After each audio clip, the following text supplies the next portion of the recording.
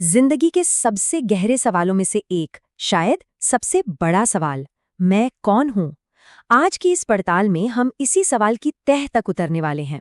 हम आत्मबोध यानी self realisation की फिलॉसफी को समझेंगे। तो चलिए इस सफर पर साथ चलते हैं। तो सवाल यही है, मैं कौन हूँ। आमतौर पर हम क्या जवाब देते हैं कि मैं ये शरीर हूँ, ये मन हूँ, या जो मेरे विचार हैं वो मैं हूँ। पर क्या ये सच में पूरी सच्चाई है? प्राचीन ज्ञान कहता है शायद नहीं, ये तो बस सतह है। असली जवाब तो और भी बहुत गहरा है। अपने खोज के पहले पड़ाव में हम बात करेंगे प्रकृति की, वही प्रकृति जिसे हमारे पूरे अस्तित्व और हर अनुभव का आधार माना जाता है। असल में सब कुछ यहीं से शुरू होता है। तो ये प्रकृति है क्या आखिर? देखिए, ये कोई ठोस चीज नहीं है जिसे हम छू सके। इसे ऐसे समझिए कि ये 3 मौलिक गुणों का एक परफेक्ट बैलेंस है। जब तक ये गुण संतुलन में रहते हैं, प्रकृति शांत रहती है, अव्यक्त। लेकिन जैसे ही इस बैलेंस में जरा सी भी हलचल होती है, बस वहीं से सृष्टि का खेल शुरू हो जाता है। और प्रकृति की ये 3 शक्तियां, ये 3 गुण ही असल में सारा खेल रचते हैं। पहला है सत्वगुण, जिसका मतलब है ज्ञान, प्रकाश और पवित्रता। दूसरा है रजगुण, यानी एक्शन, मूवमेंट, पैशन। और तीसरा है तमोगुण, मतलब जड़ता, अज्ञान या अंधकार। इस दुनिया का हर एक अनुभव, हर एक घटना इन्हीं 3 गुणों के अलग अलग कॉम्बिनेशन से ही बनती है। चलिए, अब हम अपनी झूठी पहचान की परतों को एक एक करके हटाना शुरू करते हैं। हम इस बात पर सवाल उठाएंगे कि हमारे काम, हमारे विचार और यहाँ तक कि हमारा ज्ञान, इनका असली सोर्स क्या है। क्या जो हम करते हैं वो वाकई हम करते हैं? हम सब यही तो मानते हैं ना कि हमारा जो ज्ञान है, हमारी जो समझ है, वो हमारी अपनी है।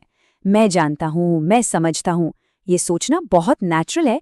लेकिन यहीं पर कहानी में एक बहुत बड़ा ट्विस्ट आने वाला है। और ये रहा वो चौंकाने वाला सच। जानना भी हमारा यानी असली स्व का काम नहीं है। ये तो प्रकृति का एक फंक्शन है, ये सत्वगुण का काम है, असली मैं का नहीं। ये एक आइडिया ही हमारे पूरे नजरिए को पलट कर रख देता है। तो मतलब साफ है, हमारे सारे अनुभव इन्हीं 3 गुणों से चल रहे हैं। जब हम कुछ जानते हैं तो वो सत्वगुण काम कर रहा होता है। जब हम कुछ करते हैं तो वो रजगुण का काम है। और जब हम जड़ता या अज्ञान महसूस करते हैं तो वो तम गुण का प्रभाव है। ये सब प्रकृति की प्रक्रियाएं हैं, हमारी नहीं। तो फिर ये मैं का जो एहसास है, ये आता कहाँ से है? इसी को कहते हैं अहंकार। ये कोई चीज नहीं, बल्कि एक गलत पहचान है, एक मिस्टेकन आइडेंटिटी। जब हमारा असली स्व गलती से खुद को ये शरीर और मन मान बैठता है, तभी ये भ्रम पैदा होता है कि मैं करने वाला हूं और मैं अनुभव करने वाला हूं। अच्छा, तो अगर हम ये शरीर, मन या विचार नहीं हैं, तो फिर असली मैं क्या है? झूठे मैं को समझने के बाद अब हम आत्मा की बात करेंगे, जो हमारा सच्चा स्वरूप है। और ये प्रकृति के इस पूरे खेल से बिल्कुल अलग, बिल्कुल अछूता है। तो इस आत्मा की प्रकृति कैसी है? इसका न तो जन्म होता है, ना ही कभी मृत्यु। इसमें कभी कोई बदलाव नहीं आता। ये न तो कुछ करता है और न ही किसी चीज का फल भोगता है। तो फिर ये है क्या? ये सिर्फ एक साक्षी है, एक प्योर कॉन्शियसनेस जो बस सब कुछ देखती है। इसको समझने के लिए सूरज की मिसाल बहुत शानदार है। सोचिए, सूरज अपनी रोशनी से पूरी दुनिया को रोशन करता है, लेकिन दुनिया में जो कुछ भी हो रहा है, क्या वो उसमें हिस्सा लेता है? नहीं। ठीक वैसे ही आत्मा है। वो हमारे हर अनुभव को प्रकाशित करती है, पर उन अनुभवों से उसे कोई फर्क नहीं पड़ता। एक और बेहतरीन उदाहरण है आईने का। आईना अपने सामने रखी हर चीज को दिखाता है, चाहे वो अच्छी हो या बुरी।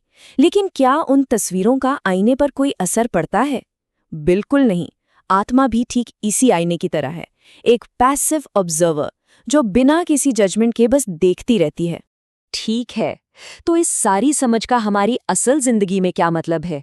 जब हम अपने असली स्वरूप और प्रकृति के बीच का ये फर्क जान लेते हैं ना, तो एक बहुत बड़ा बदलाव आता है, एक जबरदस्त ट्रांसफॉर्मेशन। ये बदलाव कुछ ऐसा दिखता है।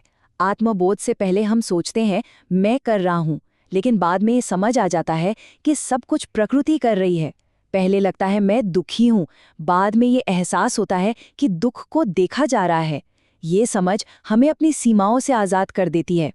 तो असली मकसद सिर्फ किताबी ज्ञान पाना नहीं है। आत्मबोध एक असल अनुभव है, एक ऐसा बदलाव जो हमें कर्म के चक्र और इन 3 गुणों की खींचतान से मुक्त कर देता है। ये सिर्फ एक विचार नहीं, बल्कि जीने की एक अवस्था है। और इस बोध की अंतिम मंजिल क्या है? वो ये समझना कि एक अलग मैं का जो एहसास था वो सिर्फ एक भ्रम था, जो अब यूनिवर्सल कॉन्शियसनेस में घुल गया है। यानी व्यक्तिगत आत्मा और सर्वोच्च आत्मा, जिसे परमात्मा कहते हैं, वो असल में एक ही है। इस पूरी यात्रा का सार एक बहुत ही गहरे वाक्य में छिपा है। जब तक कोई प्रकृति में है, वो बंधा है। जब कोई साक्षी में स्थित होता है, वो मुक्त है। और जब कोई साक्षी को भी पार कर जाता है, तब वो स्वयं परमात्मा है। और यही वो सवाल है जिसके साथ मैं आपको छोड़े जा रही हूँ। क्या हम प्रकृति के इस खेल में सिर्फ एक पात्र हैं, या इसके दर्शक हैं, या फिर हम खुद ही ये पूरा खेल हैं?